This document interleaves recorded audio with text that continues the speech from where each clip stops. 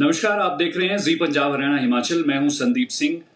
जब हिमाचल प्रदेश में 8, 9 और 10 जुलाई को बारिश का दौर शुरू हुआ तो ऐसे में कई जगह पर लोग फंस गए और इनको रेस्क्यू करने के लिए अलग अलग टीमों को ग्राउंड जीरो पर भेजा गया, जिसमें कई लोग बाढ़ में फंसे थे, कई लोग लैंडस्लाइड में फंसे हुए थे और कई लोग ऐसी लोकेशंस पर फंसे हुए थे जहां पर बर्फबारी हो रही थी। जी हाँ, हम बात कर रहे हैं लाहौल स्पीति की ऐसी लोकेशंस की जहां पर ऊंचाई 14,000 फीट थी और 4 फीट बर्फ में 300 से ज्यादा लोग फंसे हुए थे। ऐसे में इन लोगों के लिए लाइफ लाइन की तरह कई लोगों ने रियल हीरो की तरह काम किया है।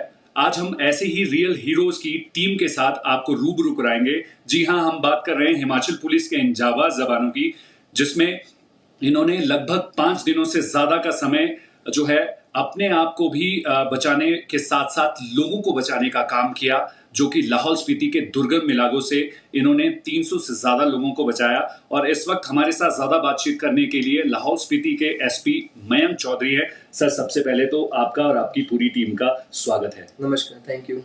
सर, आपसे जानना चाहूंगा कि जैसे ही 8, 9, 10 को हिमाचल प्रदेश में जबरदस्त तरीके से बारिश का दौर जारी रहा, तो ऐसे में इसका इफेक्ट लाहौल स्पीति को भी झेलना पड़ा। टूरिस्ट डेस्टिनेशन होने के साथ साथ बहुत बड़ी जो है तो सैलानियों की और लोगों का फुटफॉल लाहौल स्पीति के तमाम इलाकों में रहता है। तो ऐसे में चंद्रताल वाले पोर्शन की अगर बात करें तो वहां पर कुछ अलग तरीके से रेस्क्यू मिशन को अंजाम दिया जा रहा था, क्योंकि लगभग 70 किलोमीटर से ज्यादा का डिस्टेंस है जहां पर नेटवर्क नहीं आता है, सिविलाइज्ड एरिया नहीं है, लेकिन सैलानियों की संख्या बहुत ज्यादा थी। आपको कब इसकी इंफॉर्मेशन मिली कि लोग फंसे हुए हैं और किस तरीके से जो है पूरे रेस्क्यू मिशन को कंडक्ट किया गया? शुरुआत हुई थी 8th को, सैटरडे को। मैं गया था रोहतांग पास का इंस्पेक्शन करने, बिकॉज हमारा वहाँ पे टू वे ट्रैफिक शुरू हो गया था, तो मुझे लगा वीकेंड में मैं वहाँ पे ट्रैफिक इंस्पेक्शन कर लूँ। सो अराउंड 11 और 12 के आसपास मैं रोहतांग पहुँच गया, वहाँ इंस्पेक्शन कर ही रहा था। तब तक मुझे लॉग आई कि सर चंद्रताल पे हैवी रेनफॉल शुरू हो गई है। तब तक स्नोफॉल का कोई जिक्र नहीं था। हैवी रेनफॉल शुरू हो गई है और वहाँ पे अराउंड 300 टूरिस्ट हैं और छोटा दर्रा के आसपास का कोई रोड है वो शायद अभी थोड़ा क्रिटिकल है जी। तो चूंकि वहाँ मेरी पुलिस चेक पोस्ट है और मुझे लगा कि मैं वहाँ पे अपनी पुलिस चेक पोस्ट का इंस्पेक्शन भी कर लूँगा और एक बार वहाँ पे टूरिस्टों का कंडीशन भी देख लूँगा कि अगर एवरीथिंग इज़ ओके तब तो कोई इशू नहीं था। और जो रोड की कंडीशन पता लगी थी, मैंने सोचा कि अगर वहाँ जाके एक बार मैं फिजिकली देख लूँ ताकि मैं डीसी सर को भी कम्युनिकेट कर सकूँ और एक्सीएन पीडब्ल्यूडी को कम्युनिकेट कर सकूँ कि रोड की मेंटेनेंस करनी चाहिए या नहीं करनी चाहिए। सो हम लोग वहाँ से निकल गए और चंद्रताल में पहुँचा around 6 in the evening 8th को। जैसे मैं पहुँचा वहाँ हाफ एन आवर के बाद ही वहाँ पे स्नोफॉल शुरू हो गई और वो स्नोफॉल कंटिन्यूस 8th की नाइट को रही, 9th को भी रहा। 9th को हार्डली 2-3 घंटे के लिए थोड़ा स्टॉप हुआ, फिर अगेन 10th को स्नोफॉल शुरू हो गई। फिर वो जो स्नोफॉल का जो हाइट है वो अराउंड 2 to 3 फीट है और उसके बाद जो टूरिस्ट आए थे उनका अपना था कि 1 या 2 दिन के लिए आए थे, उनका फिर धीरे धीरे जो पेशेंस है, जो टॉलरेंस है वो कहीं ना कहीं जवाब देने लगा। और फिर मेरे सामने चैलेंज आ गया कि अब चूंकि मैं भी टूरिस्टों के साथ स्ट्रैंडेड हो चुका था, अब मेरी प्रायोरिटी थी कि मतलब मुझे हर एक टूरिस्ट को यहाँ से निकालना है। सबसे बड़ा चैलेंज ये था कि टूरिस्टों में जब मैंने वहाँ पे पता किया, कैंप ओनर्स थे वहाँ पे 10-12 कैंप ओनर्स थे, तो उनसे जब मुझे फीडबैक मिली कि कितने टूरिस्ट हैं और कौन कौन से स्टेट्स के हैं, इवन वहाँ पे कुछ फॉरेनर टूरिस्ट भी थे जिसमें से 2 आयरलैंड से थे, 1 फ्रॉम द यूएसए और अराउंड 15-16 स्टेट से अलग अलग टूरिस्ट थे जी। मैक्सिमम टूरिस्ट थे जो हमने बाद में डेटा बनाया, मैक्सिमम टूरिस्ट थे महाराष्ट्र, गुजरात और मध्य प्रदेश से थे। फिर मुझे ये पता लगा कि एज कैटेगरी में मैं आऊँ तो उसमें मुझे पता लगा कि अराउंड 70+ 4 or 5 पीपल्स थे। अबव 60 5-6 लोग थे। अबव 60 में एक कपल था जिनकी थोड़ी क्रिटिकल कंडीशंस थी and maximum they were family members more than 40-45 years के थे and rest from the youth group like they were below about 35 और 30-25 थे। फिर जब 10th को स्नोफॉल रुका और अराउंड 3 और 4 फुट की जो बर्फ पड़ चुकी थी, फिर मेरे सामने था कि अब यहाँ पे टूरिस्टों का था कि सर किसी की चंडीगढ़ से फ्लाइट थी, किसी को ऑफिस जाना था, किसी के बच्चों के स्कूल खुल रहे थे, सबके अपने अपने प्लान्स होते हैं। फिर उस टाइम पे मैंने डीजीपी मैम को कॉल करके उनको ये बताया कि मैम ऐसा ऐसा यहाँ पे कंडीशन है और अराउंड जो हमें अभी तक डेटा कलेक्ट किया है, it is about more than 300+ people including tourist, camp owners and the local people also. तो ऐसा डेटा था, तो मैंने मैम को कन्वे किया, मैम यहाँ पे ऐसे ऐसे यहाँ पे 3-4 फुट की बर्फ़ गिर चुकी है और रोड क्लियरेंस के लिए अभी हमें कोई करना पड़ेगा ऑपरेशन, क्योंकि ये अगर रोड क्लियरेंस नहीं किया then it will take time कि हम यहाँ से कैसे टूरिस्ट को निकालेंगे। तो मेरी 10th को मैम से बात हुई, मैम से फिर मैम ने सीएम सर को कन्वे किया और फिर सीएम सर से जो मैम को कॉल गई उसमें सबसे पहला ये पूछा गया कि हमारे पास कितने दिन का राशन, पानी और दवाइयाँ हैं, जो कि सबसे प्रायोरिटी भी वो थी। फिर मैम को मैंने बताया कि मैम मैंने कैंप ओनर से मीटिंग की, उसी के बाद हमारी सारे कैंप ओनर से हमने मीटिंग किया, उनसे ये हमने पता करने की कोशिश की कि अभी हम कितने दिन तक का राशन पानी हम अफोर्ड कर सकते हैं जी। तो उन्होंने बताया कि सर मैक्सिमम 2 या 3 दिन का कर सकते हैं, एट मैक्स 4 दिन के लिए। फिर लोगों ने, जैसे आपको बताया कि जो लोकल्स होते हैं उनके पास अपनी लोकल इंटेलिजेंस होती है, तो जो लोकल पीपल थे उन्होंने बोला कि सर यहाँ पे सबसे ज़्यादा मेन इशू आएगा, लोगों को हेडेक होगा, वॉमिट होगा, डिसेंट्री हो सकती है, हाई एल्टीट्यूड सिकनेस होगा, ब्रीथिंग इश्यूज हो सकते हैं, इवन कुछ ऐसे भी पेशेंट्स हैं जो एपिलेप्टिक पेशेंट्स थे, उनको कुछ और चैलेंजेस आ सकते हैं। फिर हम लोग का डिसीजन ये हुआ कि we should go for the liquid diet. Liquid diet में जैसे हमने खिचड़ी को प्रेफर किया, दाल चावल प्रेफर किया, सूप प्रेफर किया, रात में ऐसा कोशिश की कि मतलब थोड़ा सा जैसे खीर वगैरह मतलब कुछ ऐसा रखा जाए जो लिक्विड डाइट हो, ताकि वो डाइजेशन में दिक्कत ना करे एंड पीपल को हम लॉन्ग टाइम तक के लिए रेस्क्यू और राशन को प्रोवाइड करा सकें।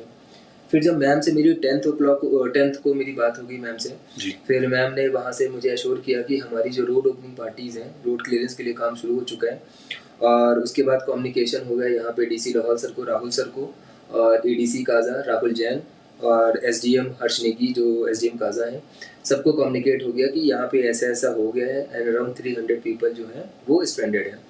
उन्होंने अपना बीआरओ के साथ में मिलके और पीडब्ल्यूडी के कुछ लोग मिलके और जो लोकल पीपल्स थे उन्होंने वहाँ से 10th को रोड क्लियरेंस का काम शुरू कर दिया। अच्छा ये था कि जैसे ही डीजी मैम को कम्युनिकेट हुआ, डीजी मैम ने सीएम सर को बताया, सीएम सर ने इस पूरे ही चीज़ को बहुत ही सीरियसली स्टार्टिंग से ले लिया और सीएम सर की ये इंटरवेंशन थी कि उन्होंने खुद मुझसे बात किया और मुझे एश्योर कराया कि एसपी साहब आप चिंता मत करना, वी आर ट्राइंग और हम लोग यहाँ से फटाफट इवैक्यूएशन का प्रोसेस शुरू करेंगे।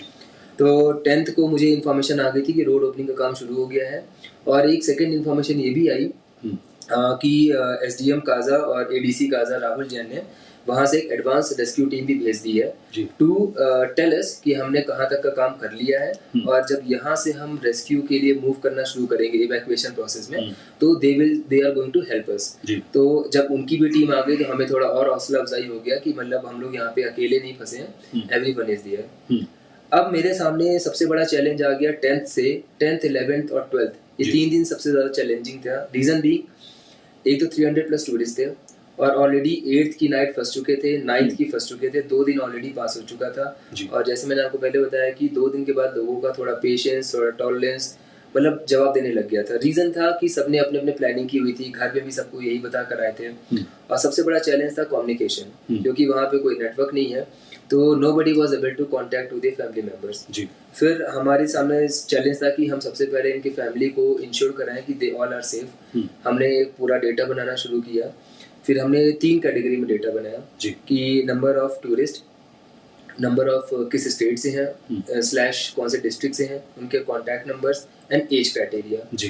फिर हमने अपने यहाँ पे कंट्रोल जो हमारा पुलिस पोस्ट है चंद्रताल में, वहाँ पे कांस्टेबल राहुल है, he did a very commendable job. उसने 24/7 पूरा लग के उसने कंट्रोल रूम शिमला और कंट्रोल रूम किलोंग वहाँ पे हर एक लॉग देता रहा कि मतलब ये बंदा, उसका ये फ़ोन नंबर है, उसकी फैमिली को ये कम्युनिकेट करना है कि ही इज़ सेफ। फिर कुछ लोग ऐसे थे कि जो अपने ग्रुप्स में आए थे, they wanted to talk to their wife, somebody wanted to talk to their father or mother।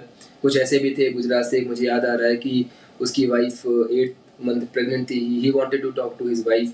फिर हमें इंडिविजुअली तो बात करवा पाना उस टाइम पॉसिबल नहीं था बिकॉज मेरे पास जो सैटेलाइट फ़ोन था उसकी बैटरी भी डेड हो सकती थी अगर मैं ज़्यादा फ़ोन यूज़ करता, और चैलेंज ये होता अगर सैटेलाइट फ़ोन अगर डेड हो जाता तो फिर मेरा ही कम्युनिकेशन नहीं हो पाता किसी से।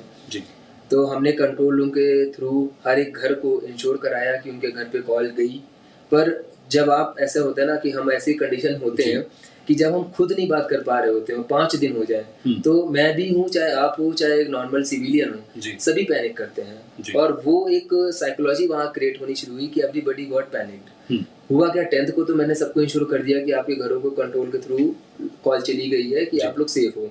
10th तक तो दे सपोर्टेड। जब 11th लगा, फिर चैलेंज क्या आया, अब मेडिकल इश्यूज आ गए, क्योंकि maximum they were from the plain areas.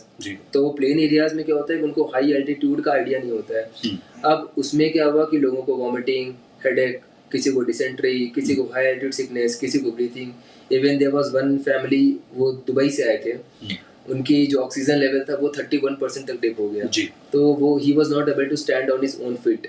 तो हमारा मेन था कि आज हमें कुछ ना कुछ करके हेलीकॉप्टर में एयरलिफ्टिंग करानी पड़ेगी टू इंश्योर हिज लाइफ।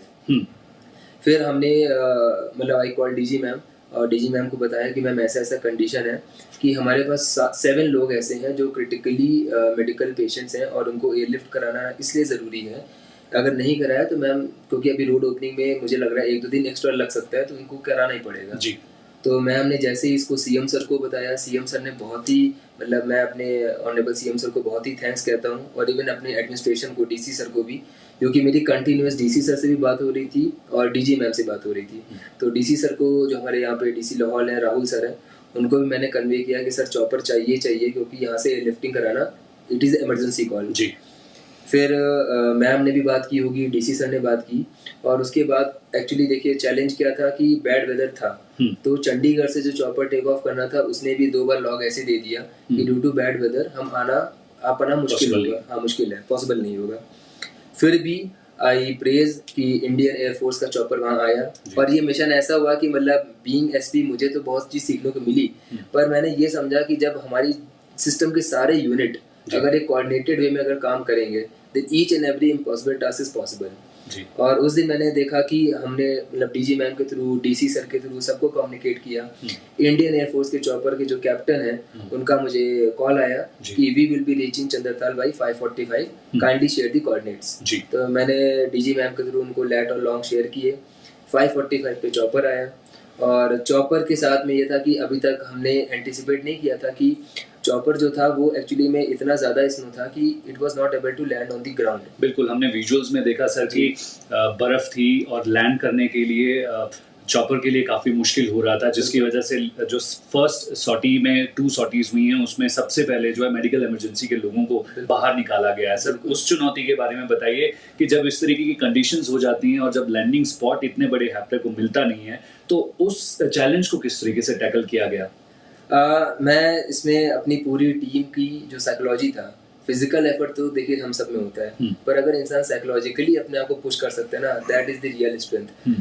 तो क्योंकि ये कंडीशन हमने कभी आज तक लाइफ में किसी ने नहीं फेस की होगी कि चॉपर अभी ग्राउंड पे लैंड नहीं हुआ है, और जब चॉपर लैंड किया तो जो उसकी विंड थी, उससे जो आइस थी, वो बिल्कुल जैसे पार्टिकल्स नहीं होते वैसे ही बिल्कुल फ्लो हो रहे थे। और हम लोग जब पेशेंट्स को या मेडिकली जो ओल्ड कपल्स थे उनको लेके जब चॉपर की तरफ जा रहे थे, तो वहाँ पे कुछ नहीं था, मतलब ना एयर थी, केवल हर जगह आइस के पार्टिकल्स थे।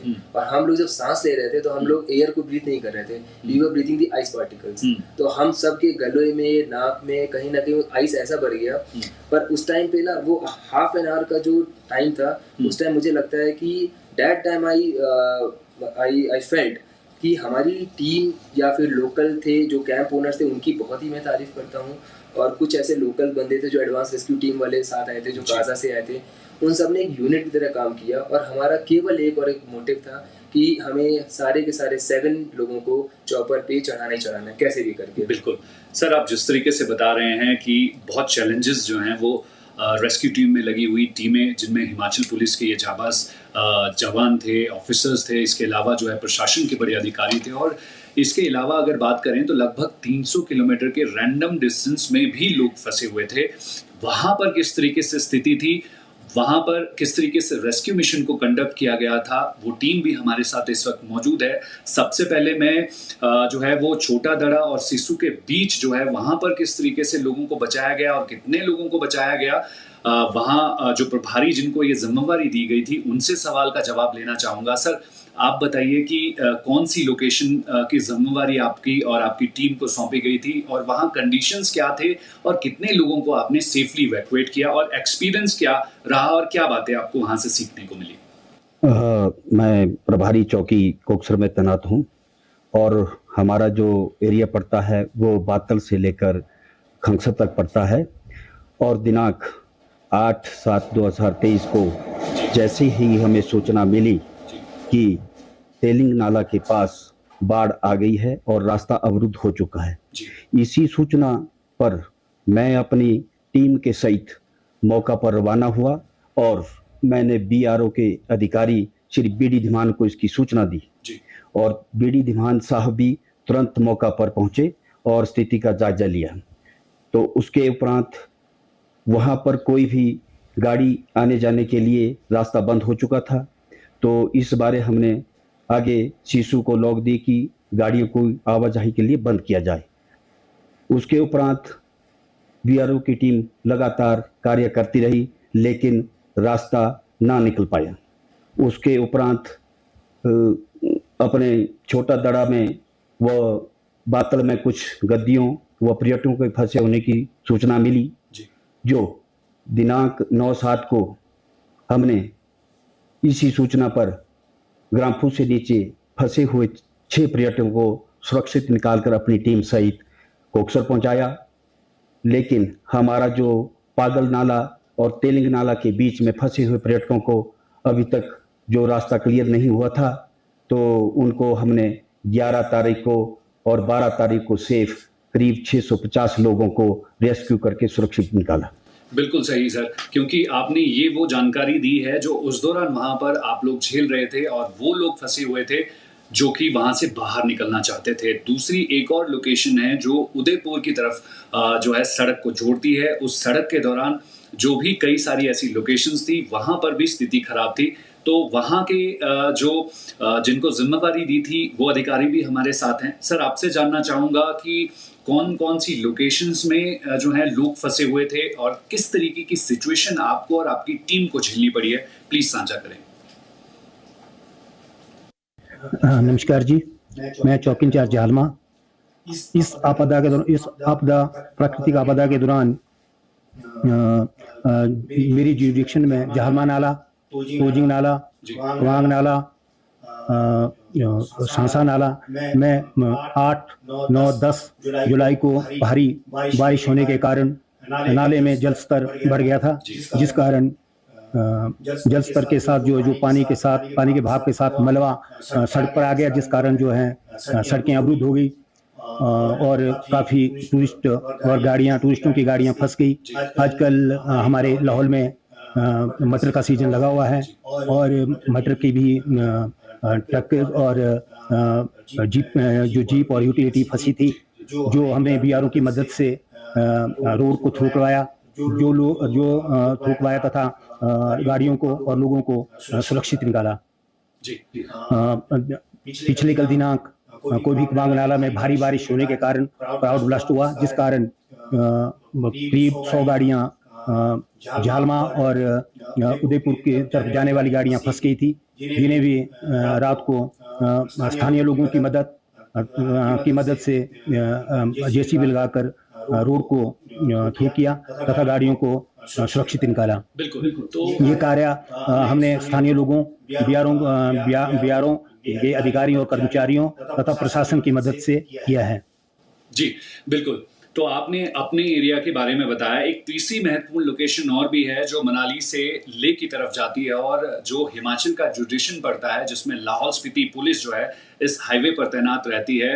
केलोंग से लेकर सरचू तक की मैं बात कर रहा हूँ और इस बीच जो है वो सबसे हाईएस्ट पास बारालाचा पास आता है और यहाँ पर भी जबरदस्त तरीके से बर्फबारी हुई और इस दौरान कई सारे ऐसे लोकेशंस थे जहां पर भूस्खलन और उसके बाद फ्लैश फ्लड की स्थिति ने जबरदस्त तरीके से जो है वो लोगों को परेशान किया। सर, मैं आपसे जानना चाहूंगा कि कौन कौन सी ऐसी लोकेशंस थी, आपको इन्फॉर्मेशन जैसे ही पहुंची तो मन में क्या चल रहा था, क्योंकि किस तरीके की चुनौती जो है आपकी टीम ने वहां से झेली और कितने लोगों को वहां से सुरक्षित बाहर निकाला? नमस्कार जी, मैं इंचार्ज एसपी दारचा।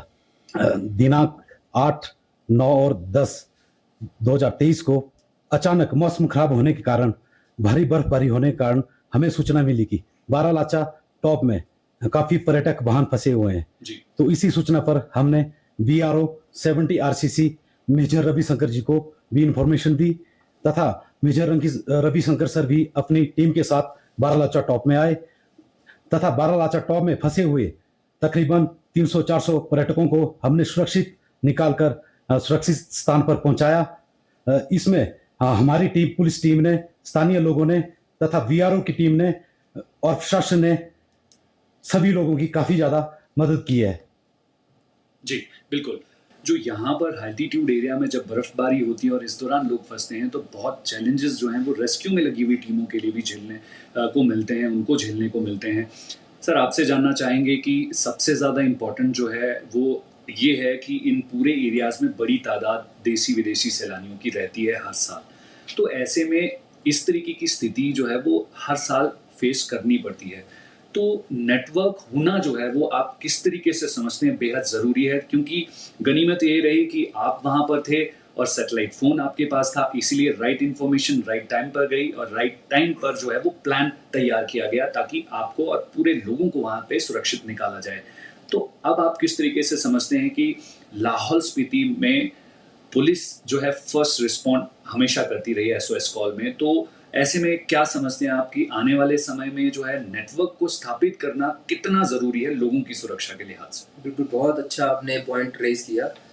इसको लेकर जब ये पूरा मिशन ऑपरेट हो गया उसके बाद मैं शिमला गया था और मैंने अपनी रिपोर्ट DGP मैम को सबमिट की है। उसमें मैंने सबसे पहला पॉइंट यही लिखा है जी कि चंद्रताल एक्चुअली में जब समर सीजन आता है तभी टूरिस्ट आते हैं जी। अगर let's suppose we talk about since May to September जी। तो मैंने मैम को ये प्रपोजल रखा है कि मैम वहाँ पे हमारे पास कोई ना कोई मोबाइल टावर कम्युनिकेशन होना चाहिए जिससे कि एटलीस्ट अगर कभी ऐसी कोई इंसिडेंट हो जाए एटलीस्ट वहाँ पे, चलिए इस बार तो चलिए मैं था, हर बार हो सकता है कि मैं ना भी रहूँ, ऐसा ना रहो, तो एटलीस्ट वहाँ पे क्या ग्राउंड रियलिटी है फोन के थ्रू हमने कम्युनिकेशन हो पाया और जिससे जो आपने भी बोला कि हम राइट प्लान ऑफ एक्शन ले सकें। तो मैंने अपनी उसमें रिपोर्ट में यही मेंशन किया है कि network is the most priority thing.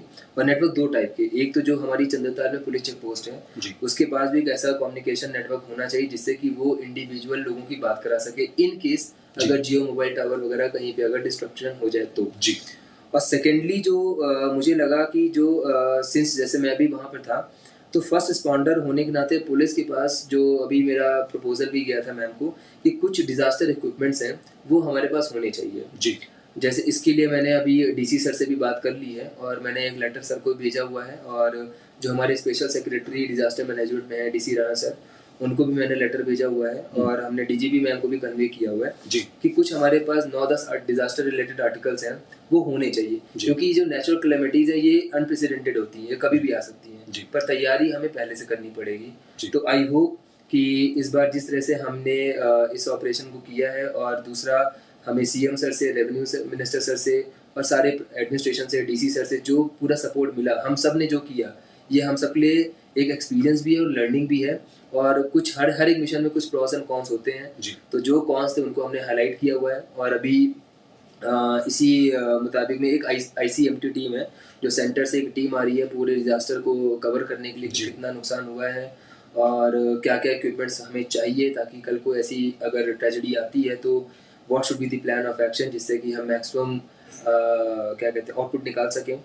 तो लेट्स सपोज मैं उम्मीद कर सकता हूँ कि आने वाले टाइम पे हमारे पास और अच्छी इक्विपमेंट्स होंगे जिससे कि और अच्छी फैसिलिटीज़ होंगी। सर, जी मीडिया से खास बातचीत करने के लिए और समय देने के लिए बहुत बहुत धन्यवाद।